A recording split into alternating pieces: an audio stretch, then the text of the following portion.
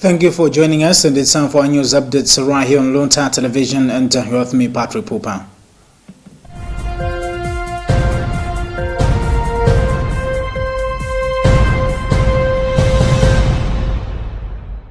And our first item, Pope Leo XIV will return to the Shrine of Our Lady of Good Counsel on September 7th, where he presided over Mass on the envy of the Nativity of the Blessed Virgin Mary.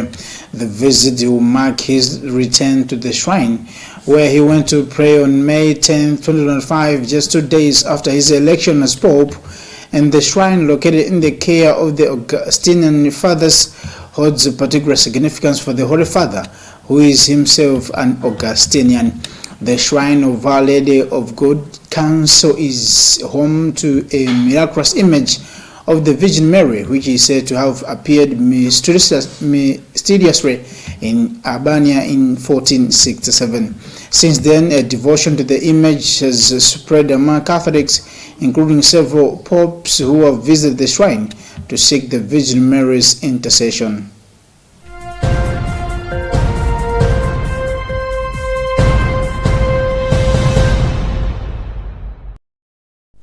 Bishop of the Diocese of Karonga, Martin Mtumbuka, has called on Catholics to go beyond caring for Christians who are already committed to the faith and instead reach out to people who have not yet received Jesus Christ. Marking the call during the opening of a new church at Masukira Outstation in the Diocese of Karonga, Bishop Mtumbuka challenged Christians to draw inspirations from missionaries who came to Malawi more than a century ago and made significant sacrifices in their commitment to spreading the Christian faith. Bishop Mtumbuka said as the Catholic Church in the country is commemorating 125 years this year, leaders of outstations, substations, and the small Christian communities need to think beyond their existing members and reach out to people who have not yet received Jesus Christ.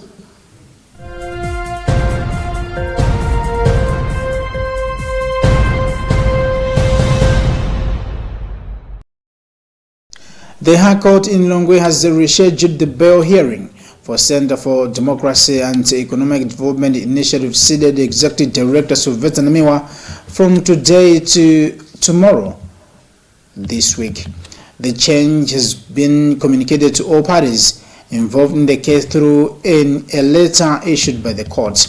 Confirming the development, Namiwa's lawyer Gift Mwenye told Luntha Television that the court informed them that the hearing had been postponed because Wednesday's court schedule is expected to be busy.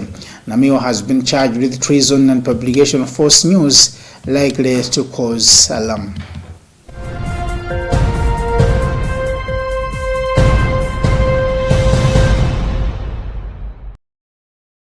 The Malawi Congress Party says it is disappointed with the arrest of its Director of Legal Affairs and Wakasangad's MP, George Kadzipatike. In a statement signed by spokesperson Jessica Bida, MCP says the investigation was not properly conducted and warns against using laws to silence government critics.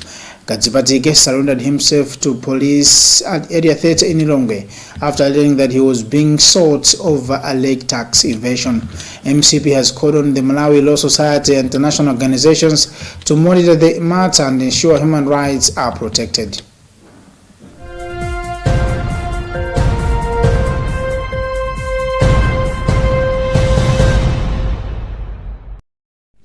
A land ownership audit conducted in Lilongwe's Area 3 and Area 10 has uncovered major gaps in land administration, including unregistered plots, poor records management, irregular allocations, and weaknesses in the collection of ground rent and development charges. Minister of Lands, Housing and Urban Development Chimume Chipungu says most of the plots in these two areas are not registered, raising concerns over sexual land ownership and tenure. He made the remarks on Wednesday in Lilongwe during a media briefing on the land ownership audit.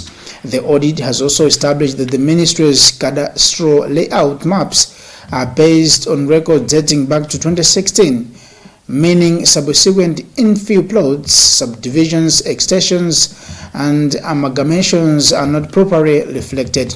According to Chibongo, available records indicate that Area 3 had 791 allocated plots, while Area 10 had 604, although fragmented records made it difficult for auditors to establish the exact number of surveyed plots available for allocation.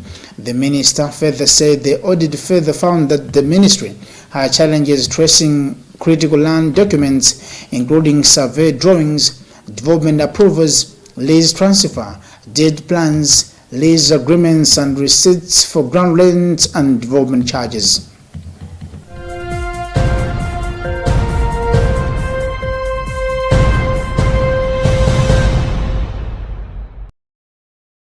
And finally, in sports news, the Malawi women's national football team head coach Lavmo Fazili said the Scorchers are fully focused ahead of their crucial Women's Africa Cup of Nations semi-final against Algeria this evening.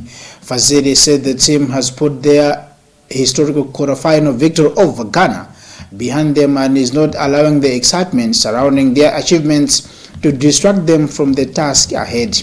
The Scorchers defeated Ghana 2-1 to reach the semi-finals and also secured their Malawi's historic qualification for the 2027 FIFA Women's World Cup in Brazil. Fazili has insisted that his players have not gone on honeymoon, stressing that the squad remains determined to continue marking history at the tournament.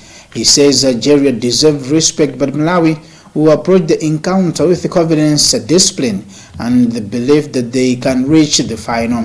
The semi-final is rescheduled for this evening from 6 at Al Madina Stadium in Rabat, with a place in the WAFCON final at stake. The Scorchers are now 2 victories away from potentially lifting the continental title, having already exceeded expectations in their first appearance at the tournament.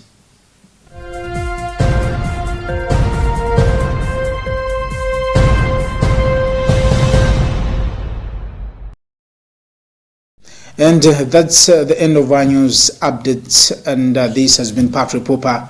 Good afternoon.